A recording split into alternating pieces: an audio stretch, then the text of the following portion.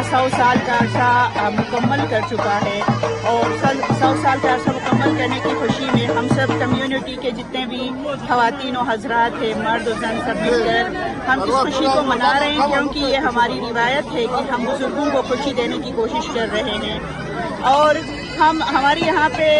तवील उम्री का वजह यह है कि हमारे आबा व अजदाद ने हमारे इन ज़मीनों को गुलो गुलजार बनाया है और इन लोगों ने काफ़ी मेहनत की है इसको आबाद करने के लिए। तो इसलिए हम आज इस खुशी में यहाँ जमा हुए हैं, हम इनको हैप्पी बर्थडे कहने के लिए हम यहाँ पे जमा हुए हैं।